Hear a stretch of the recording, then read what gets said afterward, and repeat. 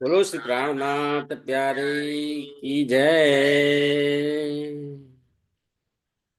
वंदो सतगुरु चरण को, करु धनि प्रेम प्रणाम। अशुभ हरण मंगल करण धनि देव चंद्र जी नाम। श्री प्राणनाथ निज मूलपति, श्री महराज सुनाम। तेज कुंवर श्यामा जुगल को, पल पल करूं प्रणाम। तनि जी मारा पल पल करूं प्रणाम। बोलो श्री प्राणनाथ प्यारे की जय।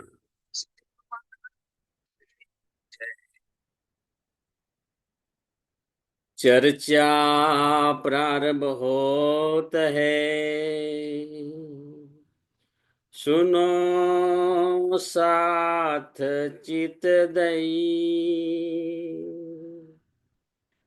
भजो राज श्यामा श्री प्राणनाथ। सखी जीवनी हमारो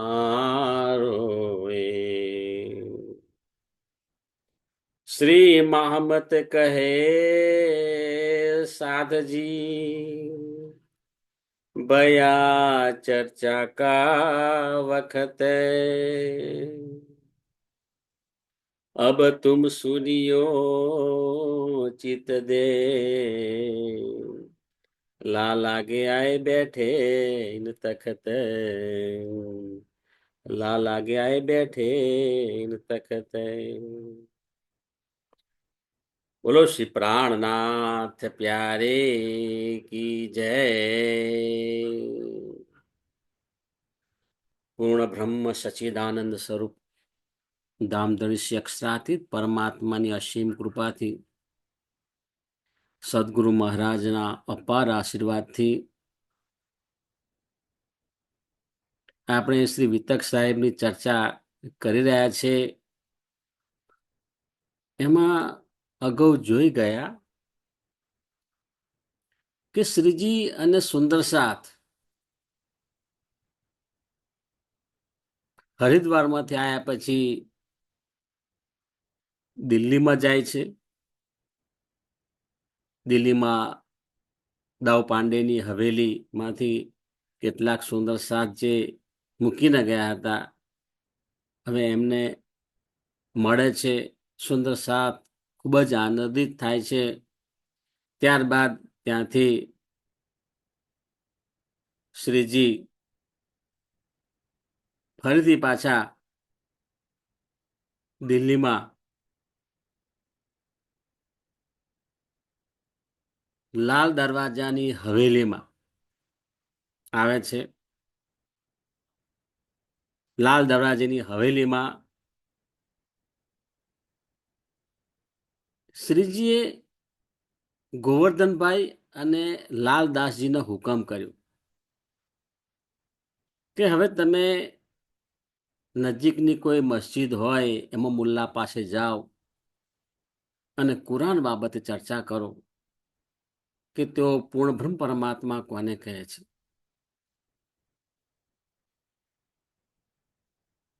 અહીં શ્રીજીને કુરાન સમજવા માટે કોઈ મુલ્લાની જરૂર નથી,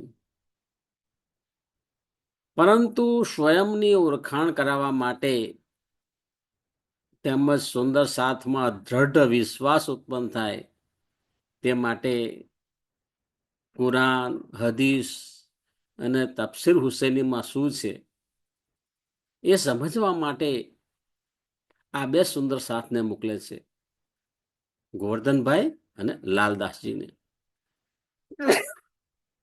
અહીંયા આગળ આપણે એ જોવાનું છે કે શ્રીજીની અંદર ઇન્દ્રાવતી સખીની આત્મા છે અને તેમના ધામ દિલની અંદર ધામધણીની આવેશ શક્તિ બિરાજમાન છે, જે જાગણી કરાવી રહ્યા છે. હવે લાલદાસજી અને ગોવર્ધનભાઈ એ નજીકમાં જે કંઈ મસ્જિદ હોય મસ્જિદમાં જાય છે, મુલ્લા સાથે ચર્ચા કરે છે. એ જોઈ શકાય છે આ મુલ્લા છે, આ લાલદાસજી છે, ગોવર્ધનભાઈ છે. અને તે વખતે લાલદાસજી જોશમાં આવીને ચર્ચા કરે છે, કારણ કે એ જ્યારે ચર્ચા કરતા ત્યારે એમની અંદર અસરાફીલ અને જબ્રાઈલ બંને શક્તિ હજુર આવી અને ખૂબ જ જોશ ઉત્પન્ન કરતા. અને એમાં પાછો મુદ્દો કયો હતો? ક્યામત સંબંધી જે 7 નિશાની છે એ અને ઇમામ મહેદી પ્રકટ થયા છે એની વાત કરવાની છે. તો આ જે વાત કરે છે, હવે આ બાબતની અમૂલ્યાને કશી ખબર જ નથી. તેથી વાદ વિવાદ પણ થાય છે. અને છેલ્લે એ વાત કરતા કરતા ગોવર્ધનભાઈ લાલદાસજીને ઇશારો પણ કરે છે કે બહુ તમે આવેશમાં આવીને બોલશો નહીં. અહીંયા આગળ તો ઔરંગઝેબનું શરિયતનું કાનૂન છે, બહુ જ કટ્ટરવાદી છે આ લોકો, એટલે તમે વધારે બોલશો નહીં. તે વખતે તો લાલદાસજી કશું બોલ્યા નહીં, પણ બંને બહાર નીકળે છે ને ત્યાર પછી લાલદાસજી કહે છે કે શા માટે તમે ગભરાવ છો? આપણે જાતે અહીંયા આગળ આવ્યા નથી, શ્રીજીએ આપણને મોકલ્યા છે અને તેમના હુકમથી આપણે આવ્યા છીએ. અને આપણે સંપૂર્ણ શક્તિથી આપણે કામ કરીશું. જાગરણનું કાર્ય કરવાનું છે અને ધણીજીઓનો આપણા મસ્તક ઉપર આશીર્વાદ છે. તો શા માટે ગભરાવાની જરૂર છે? બિલકુલ ગભરાવાનું નથી. હવે એ વિતક સાહેબની અંદર આપણને જાણવા મળે છે તે વખતે પણ માયાનો પ્રભાવ હતો, કારણ કે ગોવર્ધનભાઈ એટલે સ્તંભ સમાન સુંદર સાથ કહેવાય. એની અંદર પણ માયાનો પ્રભાવ આ રીતે જોવા મળતો. તો સ્વાભાવિક છે તે વખતે પણ પ્રભાવ હતો ને અત્યારે પણ આવો પ્રભાવ જોવા મળે છે. હવે થશે શું? આ રીતે બંને વાતચીત કરતા કરતા ચાલે છે. હવે ગોવર્ધનભાઈ જોયું કે લાલદાસજી મારી તો વાત બિલકુલ માનવા તૈયાર નથી. હવે હું શું કરું? એટલે સ્વાભાવિક આપણા મનની અંદર કેવા વિચારો આવે કે એ શ્રીજીને જઈને મારા વિશે ફરિયાદ કરશે તો મારે નીચે જોવાનું આવશે. એને કરતા લાવ ને હું જ ઉતાવળો જઉં અને શ્રીજી આગળ જઈ અને હું મારી રીતે જે કહેવું હોય એ કહી દઈશ. હવે અમને વિચાર આવ્યો એટલે એવાય તો ઝડપથી ચાલવા લાગ્યા. ઝડપથી ચાલતા ચાલતા વહેલા પહોંચ્યા. જોયું તો તે શ્રીજી જે ઉપરના માળ હતો એ પ્રથમ માળે બેઠા હતા. આજુબાજુ સુંદર સાથ પણ હતા, એની સાથે ચર્ચા ચાલતી હતી. દૂરથી જોવે છે કે શ્રીજી આ રીતે પ્રથમ માળે બેઠા છે અને એ તો ઉતાવળથી ચાલે છે. લાલદાસજીને આ બાબતની કોઈ ખ્યાલ નહોતો. તો શાંતિથી આવે છે અને મનમાં વિચાર કરે છે કે ગોવર્ધનભાઈએ આ રીતે પાછી પાની કરવી જોઈએ નહીં. ધામધણીજી આ પરમધામની બ્રહ્માંગનાઓને જાગૃત કરવા માટે આપણને જે હુકમ કર્યો છે, આપણને જે આદેશ આપ્યો છે એનું પૂરેપૂરું આપણે પાલન કરવાનું હોય, એના વિચારોમાં આવ્યા હતા. હવે અહીંયા આગળ તો ગોવર્ધનભાઈ આગળ ચાલે છે. સાંજના 5 વાગ્યાનો સમય હતો. શ્રીજી માટે જમવાની તૈયારીઓ થઈ રહી હતી અને ગોવર્ધનભાઈ તો વહેલા જઈ પગરખા બહાર કાઢી અને સીધા શ્રીજી જ્યાં બેઠા હતા એમના ચરણોમાં જઈ અને પ્રણામ કરે છે. બીજી બાજુ લાલદાસજી આવતા એમને વાર લાગે છે, કારણ કે બહારથી આવ્યા એટલે પછી એમને હાથ પગ મોં ધોઈ ફ્રેશ થઈને જવું, તો એ રીતે એમને આવતો વાર લાગી. એ દરમિયાન ગોવર્ધનભાઈ શ્રીજી આગળ જઈ અને ખૂબ હર્ષિત થઈ અને વાત કરે છે, ધામધણીજીના ચરણોમાં પ્રણામ, ધામ કે ધની કી જય. ધામધણીજી શ્રીજી સાહેબ આજે તો બહુ બહુ આનંદ થઈ ગયો. શ્રીજી એ બહુ રસપૂર્વક એમની વાત સાંભળવા લાગ્યા. તો કે છે આજે તો ગમે અને લાલદાસ બંને ગયા હતા ને પણ મુલ્લા સાથે જે વાતચીત કરી અને અમે જે કે રજૂઆત કરી બધી અમને સ્વીકારી, અને એમણે કુરાનની અંદર એના અનુરૂપ જે કંઈ જ્ઞાન હતું એ પણ અમને સંભળાવ્યું, અને ખરેખર બહુ આનંદ થઈ ગયો. હવે થયું એવું કે આ રીતે વાર્તાલાપ કરતા હતા અને એવામાં લાલદાસજી પાછળ આવીને ઉભા રહ્યા. હવે એ વાતની ખબર નહીં અને ગોવર્ધનભાઈ તો બોલે જ જાય છે. હવે લાલદાસજીને બહુ નવી લાગી. હા, ત્યાં આગળ મુલ્લા સાથે હું જયારે વાત કરતો તે વખતે પણ મને ઈશારો કરતા હતા, બહુ વધારે બોલશો નહીં, બહુ વધારે બોલશો નહીં, અને બહાર નીકળીને પણ મને વિરોધ કરતા હતા કે આપણે મુલ્લા સાથે જે કંઈ વાતચીત થઈ આપણે શ્રીજીને કહેવી ના જોઈએ, નથી કહેવી. કેમ? કારણ કે આ શરીયતનું કાનૂન છે. અહીંયા આગળ આપણે ક્યાંક ઝડપાઈ જઈશું તો આપણું આવી બનશે. આવી નકારાત્મક વાતો કરતા હતા. અને અહીં આગળ વાહ વાહની વાતો સાંભળીને કુરાનની સમર્થન કરતા જોઈને નવાઈ લાગી. હવે લાલદાસજી શાંતિથી સાંભળે છે એક વાર, અને શ્રીજીની નજર લાલદાસજીની સામે પડે છે. લાલદાસજી ને શ્રીજી મીઠું મધુર સ્મિત આપી અને સામું જોવે છે. લાલદાસજી પ્રણામ કહે છે, શ્રીજી પણ એમના પ્રણામ ઝીલે છે. હવે લાલદાસજી બહુ જ નમ્રતાથી શ્રીજીને કહે છે કે શ્રીજી, મને એક મૂંઝવણ છે. હવે શું મૂંઝવણ છે? બોલો, શું મૂંઝવણ છે? કે છે શ્રીજી, હે ધામધણીજી, અમે આપની સમક્ષ બેસીએ ને તે વખતે અમારું મન જુદું હોય છે, અને આપનાથી દૂર જઈએ ત્યારે અમારું મન બદલાઈ જાય છે. અરે એવું તો બદલાઈ જાય છે કે આચરણ ઉપર પણ ભરોસો મૂકી શકાય નહીં. બિલકુલ સાચી વાત છે ભાઈ. આ બધું ચાલતું આવ્યું છે.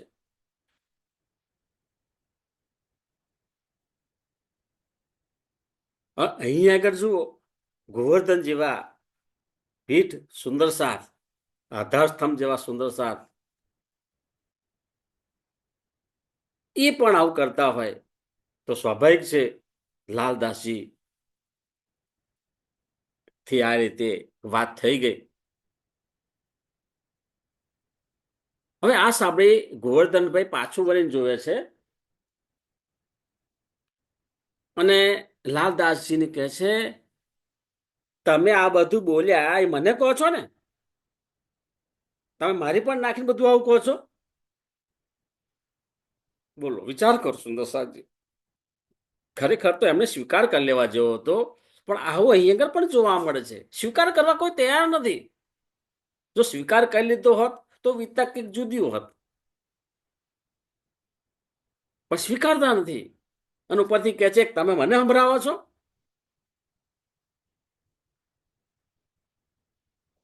આ વિતકમાં ગોવર્ધનભાઈ દ્વારા પણ આપણને બોધ મળે છે. ગોવર્ધનભાઈની આ વિતક છે, પરંતુ બોધ મળે છે અત્યારે પણ એ ગોવર્ધનભાઈ આપણી અંદર બિરાજમાન છે. અને આપણે ક્યારેક બેવડી નીતિથી જાગરણનું કાર્ય કરતા હોઈએ છીએ. જીવનની અંદર પણ બેવડી નીતિ તો આપણે અપનાવીએ જ છીએ, બરાબર. તો તમારી હાજરીમાં વ્યક્તિ શું બોલે, તમારી ગેરહાજરીમાં વ્યક્તિ શું બોલે, હા, એવી વાત છે અહીંયા આગળ. પણ જે ખરેખર સત્ય વક્તા હોય ને, સાચો બોલનારો, તો તમારા આગળ પણ એ જ વાક્ય બોલશે ને તમારા ગયા પછી પણ એ બોલશે, કારણ કે સાચો વ્યક્તિ છે. અને એ જે તે વ્યક્તિને કહેતો હશે તેના કલ્યાણ માટે કહેતા હશે. એમાં ડર્ટી પોલિટિક્સ નહીં હોય. સુંદર સાચી આપણને આ વિતક વાણી આપણને સમજાવે છે. હવે આવું જ્યારે શ્રીજી સાંભળે, શ્રીજી કેટલું બધું એમને આઘાત લાગ્યો હશે, કારણ કે એ સપને વિચારી નહીં શકતા કે જે મારા અગ્રગણ્ય સુંદર સાથ છે, એમના થકી તો મારે આ જાગરણનું કાર્ય કરવાનું છે. અને એ આ રીતે હિંમત હારી જાય, નકારાત્મક વાતો કરશે, તો જાગરણનું કાર્ય કઈ રીતે થશે? હવે આ સામાન્ય બાબત નથી. આપણને એમ લાગે કે સામાન્ય બાબત છે. સામાન્ય બાબત નથી. શ્રીજી માટે નથી, આ જાગના કાર્ય માટે પણ સામાન્ય બાબત નથી. અને જેના ઉપર તમે ભરોસો મૂકો એ વ્યક્તિ જ્યારે આવું કરે ત્યારે પણ આપણને કેટલો આઘાત લાગતો હોય છે. અહીંયા આગળ આપણને એવો પણ સવાલ થાય કે લાલદાસજીએ શા માટે શ્રીજીને સત્ય હકીકત જણાવી? એમણે લાલદાસજીએ બહુ તો એવું કહેવું હતું કે ભાઈ હા હા હા બહુ આનંદ થયો, અને એ જે મુલ્લા જે આ રીતે રજૂઆત કરી, મેં રજૂઆત કરી, આમ કર્યું આમ કર્યું, અમે આવું નવું નવું જાણવા મળ્યું, અમે આ રીતે 7 નિશાનોની વાત કરી, એમાં આવી આવી જગ્યાએ એમને પણ નવાઈ લાગી, અને ઇમામ મહેંદી પ્રગટ થયા છે એની અમારી ચર્ચા થઈ. તો પાછી વિતક જુદી હોત કે ભાઈ એમને થાય કે ભાઈ હા, આ જે ગોવર્ધનભાઈ છે એ ગોવર્ધનભાઈ જે મારી આગળ નાટક કર્યું એ કહેવું નથી. એક ઓપ્શન આવો પણ હોય. પરંતુ લાલદાસજીએ વિચાર્યું કે આ સામાન્ય જનજીવનની વાત નથી, આ સામાન્ય જીવનની વાત નથી, આ સામાન્ય વ્યવહારની વાત નથી. આ તો આ સમગ્ર સૃષ્ટિના કલ્યાણ માટે પારબ્રહ્મ પરમાત્માની આવેશ શક્તિ આ જગતમાં જે હેતુથી આવી છે, અને જે હેતુથી આપણે આ જાગનું કાર્ય બીડું ઝડપ્યું છે, એની અંદર અત્યારે હું જો ઢીલ મૂકીશ તો પછી આગળ જતા એ મોટું સ્વરૂપ ધારણ કરે, અને જે અમારું ધ્યેય છે, જે મિશન છે, જે જાગણી કરવા માટે નું ધ્યેય નક્કી કર્યું છે, એ કઈ રીતે પૂર્ણ થાય? અને બીજું કે લાલદાસજીને શ્રીજી પ્રત્યે ખૂબ ખૂબ ખૂબ જ શ્રદ્ધા હતી, ખૂબ ઈમાન રાખતા, એમનું અક્ષર પાલન કરતા. તેમને જે કામ સોંપવામાં આવે ને એ પૂરી નિષ્ઠાથી કરતા, એમાં સહેજે કચાશ નહીં. તેમજ સાકુમાર સખીને જાગૃત કરવા માટે એ કેટલું મહત્વનું કાર્ય છે એને સારી રીતે સમજતા હતા. એટલે સાકુમાર સખીને જાગૃત કરવા માટેની કોઈ કસર બાકી ના રહે એની પણ પૂરેપૂરી તકેદારી રાખતા હતા.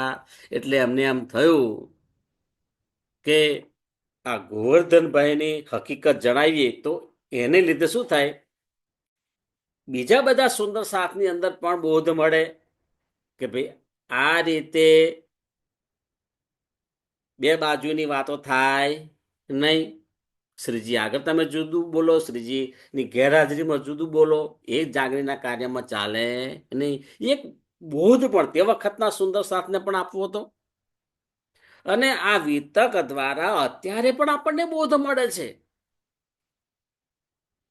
કે ખરેખર જાગરણનું કાર્ય આપણે કરતા હોઈએ તે વખતે એમાં કોઈ પાર્શિયાલિટી ચાલે નહીં. જે પરમ તત્વની ઓળખ માટે જે જ્ઞાન આપણને સ્વામી શ્રી પ્રાણનાથજી દ્વારા મળ્યું છે એનો બહુ જ નિડરતાથી એનો પ્રચાર પ્રસાર કરવાનો છે. આ વિતક સાહેબ નો આનંદ લેવાનો છે. એની જે ફોરમ છે ને એની સુગંધ છે એને પહેલા આપણે અનુભવવાની છે અને ત્યાર પછી બધે ફેલાવવાની છે. ત્યારે જે પરમધામનું જે ઈશ્ક છે એ ઈશ્ક આપણને પ્રાપ્ત થાય, એની લજ્જત આપણને પ્રાપ્ત થાય. સુંદર સાજી એક વાર એ લજ્જત આપણને પ્રાપ્ત થાય ને ત્યાર પછી આવું કશું રહેતું નથી. આપણી રહેણી કરણી જ બદલાઈ જાય છે. આ જે સંસાર છે એ સંસારને આપણે દ્રષ્ટા ભાવથી જોઈ શકીએ એવી શક્તિ આપોઆપ આવી જતી હોય છે. એટલે એ કારણસર વિતક દ્વારા સુંદર સાથને બોધ મળે તે વાતને ધ્યાનમાં રાખીને લાલદાસજીએ શ્રીજી આગળ સંપૂર્ણ સાચી વાત જણાવી. તેમ પણ કહી શકાય બંને મિત્રો તો હતા, સાથે કામ કરતા હતા, બરાબર. તો શ્રીજી આગળ એ મિત્રનું સાચવી દો, પણ ખરેખર અહીં સાચવવાની વાત નહીં, તો જાગરણનું કાર્ય કરવાનું છે. જાગરણના કાર્યની અંદર આ સહેજ પણ નિષ્કાળજી રાખી શકાય તે ચાલે તેમ નથી. હવે આ સાંભળી અને શ્રીજીની શી હાલત થઈ હશે. શ્રીજી તો પૂર્ણ પરમાત્માની આવેશ શક્તિ છે અને પોતાની બ્રહ્માંગનાઓને કેટલો બધો પ્રેમ કરે છે. તો શ્રીજીને થયું, ગોવર્ધનભાઈ તમે, અને એમની સેવા બહુ મોટી છે ગોવર્ધનભાઈની. એ અબ્બાસી બંદરના છે મૂળ, અને ત્યાંથી સુરત આવ્યા, અને સુરતથી જ્યારે શ્રીજી અને સુંદર સાથનો સમૂહ જાગણી માટે સુરતથી નીકળ્યો અને ત્યાંથી એમની સાથે સાથે છે અને એમની પાસે જે કંઈ સંપત્તિ હતી બધી વેચી અને એ જ્યારે સુરતમાં આવ્યા ત્યાર પછી તમામ ખર્ચ એમણે ઉપાડી લીધો છે. અને ત્યાર પછી આગળ જતા મહેતાના રાજા રામભાઈ અને જાજનભાઈ એ ત્યાર પછી આગળનો ખર્ચ એમણે લીધો છે. અને જાગણી ઘણા બધા સુંદર સાથની એમણે કરી છે. અને જ્યારે આવી વ્યક્તિ આવી નકારાત્મક વાત કરે, અને એમાં પણ શ્રીજીનો સંકેત છે, મૂળ સ્વરૂપનો સંકેત છે કે આવું કંઈક કરું ને તો આ જાગરણનું કાર્ય છે ને વધારે જોરથી આગળ વધે. જો એ વખતે સંધ્યાનો સમય હતો. આ સમયે પરમધામની 5 શક્તિઓનું, પરમધામની 5 શક્તિઓ નું દિવ્ય સ્વરૂપ શ્રીજીનું મુખાર બિંદ ઉપર જોવા મળે છે. આખું આભા મંડળ, એમનું મુખ જોયું હોય ને શ્રીજીનું, એકદમ તેજ તેજ તેજ તેજ, લાલ લાલ લાલ લાલ મુખ થઈ ગયું. એમની સાથે નજર ના મિલાવી શકાય. એમના મુખાર બિંદમાંથી જે રોશની પ્રગટ થઈ, બધા જે સુંદર સાથ બેઠા હતા એ બધા જોઈ રહ્યા કે શ્રીજીનું મુખાર બિંદ નું જે આવો જે દર્શન અમે ક્યારેય કર્યું નથી. પરમધામની વાત કરીએ તો પરમધામનો જે તેજ છે, પરમધામનું સૌંદર્ય, પરમધામનો પ્રેમ, પરમધામનો આનંદ, પરમધામનું જ્ઞાન, આ બધી શક્તિઓ એમના મુખાર બિંદુ પર છલકાય છે. તે મુખાર બિંદ ના દર્શન કેવા હશે, એ જોશ નું સ્વરૂપ કેવું હશે. શ્રીજીના મુખાર બિંદુ પર જબરાઈલ અસરાફીલનો બિલકુલ સ્પષ્ટ પ્રભાવ જોવા મળે છે.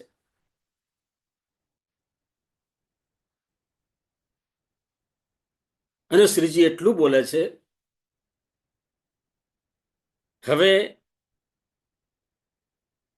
અત્યારે આપણે આ જાગરણનું કાર્ય અત્યાર પૂરતું મોકૂફ રાખીએ છીએ.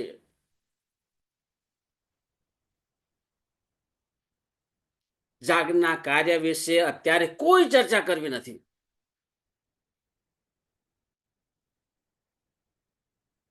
અને જે તે સુંદર સાથને હું જ્યાં મોકલું ને એમને ત્યાં જે તે જાગરણનું કાર્ય કરવાનું છે. પરંતુ અત્યારે આ જાગરણનું કાર્ય આપણે મોકૂફ રાખીએ છીએ.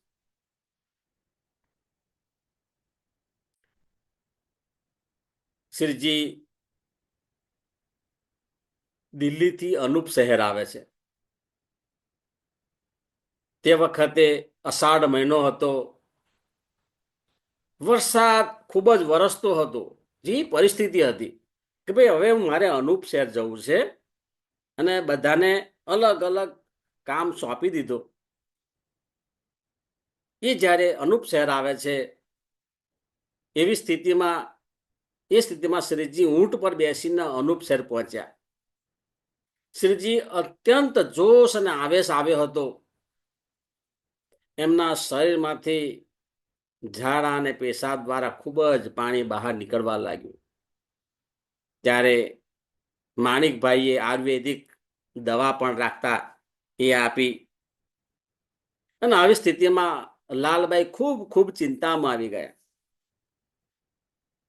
શ્રીજીના ચરણ પકડીને રડવા લાગ્યા. ત્યારે શ્રીજી દિલાસો આપતા કહે છે કે તમે સહેજ પણ ગભરાશો નહીં. હજુ મારો ધામ જવાનો સમય આવ્યો નથી. જ્યારે એ સમય આવશે ત્યારે હું જાણ કરીશ. આવી હાલતમાં શ્રીજીમાં જબરાઈલનો જોશ પ્રગટ થયો અને આવેશ જે આવ્યો આવેશની અંદર સનંદ વાણી ઉતરી. બોલો શ્રી પ્રાણનાથ પ્યારે કી જય. સનંદ વાણી ઉતરી. શ્રીજીના હૃદયમાં પરમધામની નિજ બુદ્ધિએ પ્રવેશ કર્યો. જો એમના હૃદયની અંદર પરમધામની નિજ બુદ્ધિ એટલે શું? પરમધામના 25 પક્ષનું સંપૂર્ણ વર્ણન કરી શકે એવી શક્તિ, જેનાથી સનંદનું અવતરણ થયું, જેની સાક્ષી કુરાનમાં જોવા મળી. સનંદની સાથે સાથે પ્રકાશ હિન્દી, કલશ હિન્દી, પ્રકાશ હિન્દી અને કલશ હિન્દી આ બંને કિતાબોનું પણ અવતરણ થાય છે. હવે આ જે પરિસ્થિતિ છે, એક મિનિટ આવ્યું લાગે છે.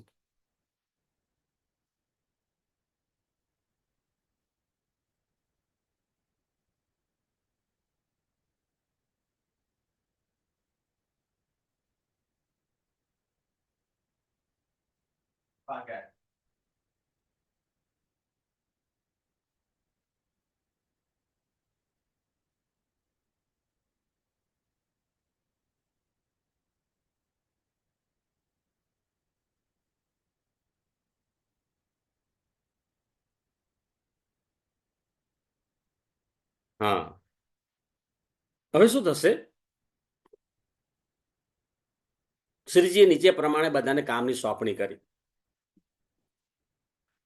કારણ કે હવે આ જાગનું કાર્ય મોકૂફ રાખીએ છીએ. લાલદાસજીને કહે છે, લાલદાસજી જે ઠઠ્ઠા નગરના છે, એમને સાહિત્યની સેવા આપી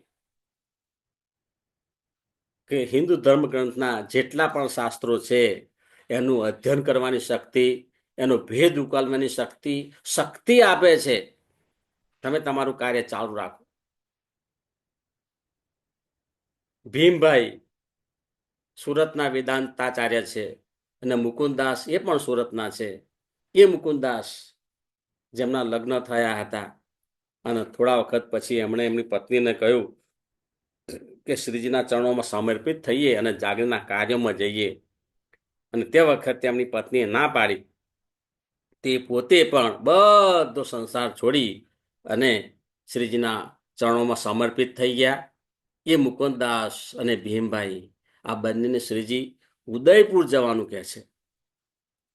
તમારે ઉદયપુર જાઓ. સુરતના છે પણ મોકલ્યા ક્યાં? ઉદયપુર. એ રીતે ગોવર્ધનભાઈ જે અબ્બાસી બંદરવાળા હતા, એમને સુરત જવાનું કહ્યું, તમે સુરત જાઓ અને ત્યાં જાગણી કરજો. આ ઉપરાંત તે વખતે શેખ બદલભાઈ,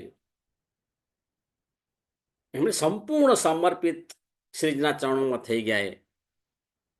અને એમની પર રાજ્યની મહેર, શ્રીજીની એવી મહેર થઈ કે એમને હુકમની શક્તિ આપી. હુકમની શક્તિ એટલે શું? ધાર્મિક કાર્યનો જે સંકલ્પ એ નક્કી કરે ને એ પૂર્ણ થાય, એમાં કોઈ શંકાના સ્થાન નથી. સંકલ્પ શક્તિ પૂર્ણ કરવાની શક્તિ એટલે હુકમની શક્તિ એ એમને મળી. લાલદાસજીને કઈ શક્તિ આપી કે જગતના જેટલા પણ ધર્મ ગ્રંથો છે, વેદ કતેબ, બધા જ એનું ગૂઢ રહસ્ય સમજવાની શક્તિ આપી. જો બધાને શક્તિ પણ આપે છે, મુકુંદાસજીને કઈ શક્તિ આપી? મુકુંદાસજીને તારતમ વાણીનો ભેદ ખોલવાની શક્તિ આપી. કારણ કે તારતમ વાણીની અંદર પણ જેમ જેમ એનું મનન મંથન કરીને તે વખતે દર વખતે તમને કઈ ને કઈ નવા મોતી મળે. તો અહીં આગળ તારતમ વાણીનો ભેદ ખોલવાની શક્તિ મુકુંદાસજીને મળી છે. ધન્ય છે આ સુંદરસાજીને. અને ભીમભાઈને શું બક્ષિસ આપી? જાગ્રત બુદ્ધિને શક્તિ આપી. જાગ્રત બુદ્ધિ એ શું કાર્ય કરે? તો જાગ્રત બુદ્ધિ છે તો આ જગતના જે કઈ ધર્મગ્રંથો છે એના રહસ્યો સમજે, એની અંદર સાબિતીઓ જે છે ક્યાં ક્યાં છે એને સમજવાની શક્તિ એટલે જાગ્રત બુદ્ધિ કહેવાય. ભીમભાઈને જાગ્રત બુદ્ધિની શક્તિ આપી અને જાગૃતિનું કાર્ય કરવાનું કહે છે. અને એમને ઉદયપુર જવાનું કહ્યું છે મુકુંદાસજી અને ભીમભાઈને. સુંદરસાજી આની અંદર આપણે જોયું કે ગોવર્ધનભાઈને કોઈ વિશેષ શક્તિ ના આપી, કારણ કે શ્રીજીને દુઃખ થયું એ વાતનું કે તમે પરમધામની બ્રહ્માંગના થઈને તમે આવા પીર સુંદર સાથ જેમના થકી મારે જાગરણનું કાર્ય કરવાનું છે અને તમે આ રીતે નકારાત્મક વાત કરી. આટલી બાબત એ શ્રીજી ને ખૂબ જ આઘાતજનક લાગે છે. તે ગોવર્ધનભાઈને સુરત જવાનું કહે છે, વિશેષ શક્તિ આપી નથી. સુંદર સાચી. અને શ્રીજી પોતે અનુપ શહેર જવાનો નિર્ણય લે છે કે હું અનુપ શહેર જઈશ અને તમે બધા આ જગ્યાએ જાઓ. એની અંદર વિતકની અંદર ઉલ્લેખ નથી, પરંતુ તેમની સાથે લાલદાસજી અને શેખ બદલભાઈ એ બંને અનુપ શહેર આવે છે. એ કઈ રીતે ખબર પડી? કે અનુપ શહેર જશે ને આપણે જોઈ ગયા. અનુપ શહેર જતા એમની અંદર જે સનંદ વાણી ઉતરે છે, અને સનંદ વાણી જે ઉતરે છે ને એને એ વાણીને લઈ અને શ્રીજી કહે છે કે જાઓ તમે દિલ્હી જાઓ અને ત્યાં આગળ જઈ અને આ વાણીનો પ્રચાર પ્રસાર કરો. એટલે પોતાના મસ્તક ઉપર મૂકી અને શેખ બદલભાઈ અનુપ શહેરથી દિલ્હી આવે છે અને ત્યાં અલગ અલગ જગ્યાએ જઈ એ વાણીનું ગાયન કરે છે. અને લાલદાસજી પણ એમની સાથે હતા, કારણ કે અમે કોઈ જગ્યાએ જવાનું કહ્યું નથી. અને લાલદાસજી તો શ્રીજી પાસે હંમેશા છાયાની જેમ રહેતા.